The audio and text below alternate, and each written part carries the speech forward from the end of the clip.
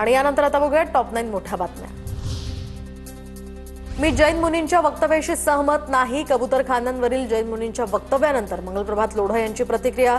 दरम्यान वेळ पडल्यास धर्मासाठी शस्त्रही हाती घेऊ असा इशारा जैन मुनींनी दिला होता। कबूतरखान्याच्या संदर्भातला विवाद थांबत नाहीये। काल काही मंडळींनी या संदर्भात थेट शस्त्र उचलण्याची आणि कोर्टाचा आदेश झुगारून लावण्याची भाषा केली आहे। मी त्याच्याशी सहमत नाहीये।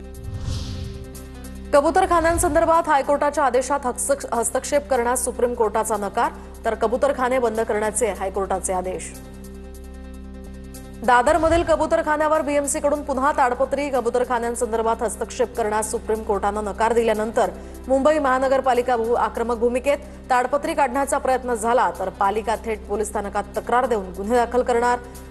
कबूतरखाना परिसरामध्ये आता पोलीस बंदोबस्त सुद्धा तैनात। तर कबूतरांना सकाळी 6 ते 8 या वेळेमध्ये खाद्य देण्याची परवानगी द्या, कबूतरखाना ट्रस्ट यांची मागणी। बंदीनंतर सुद्धा मुंबईमध्ये कबूतरांना दाणे टाकण्याचे प्रकार सुरूच। वांद्रे तलाव परिसरामध्ये दाणे देतानाचा हा व्हिडिओ समोर, त्यामुळे इथे शेकडो कबूतर येत असल्यानं परिसरातील नागरिकांच्या आरोग्याचा प्रश्न। कबूतरखान्यांविरोधात आता मराठी एकीकरण समितीचं 13 ऑगस्टला आंदोलन। जैन समाजाच्या आंदोलनाला उत्तर देणार दादरमधील कबूतरखाना परिसरात मराठी एकीकरण समितीचं आंदोलन होणार। कोल्हापुरातील महादेवी हत्येसंदर्भात सुप्रीम कोर्टात गुरुवारी पुढील सुनावणी। महादेवीला वनतारामधून पुन्हा नांदणीमध्ये आणण्याच्या कायदेशीर पर्यायाची माहिती कोर्टाला दिली जाणार।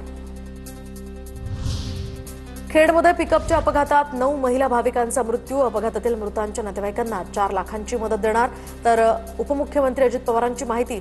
शिवाय केंद्र सरकारकडून सुद्धा राष्ट्रीय मदत निधीतनं प्रत्येकी 2 लाख रुपयांची मदत। पुणे जिल्हा परिषदेच्या उपशिक्षणाधिकारी वादात, तर कार्यालयीन वेळेमध्ये उपशिक्षणाधिकारी कार्यालयामध्ये नमाज पढत असल्याचा आरोप। प्रहार संघटनेकडून या संदर्भात कारवाईची मागणी।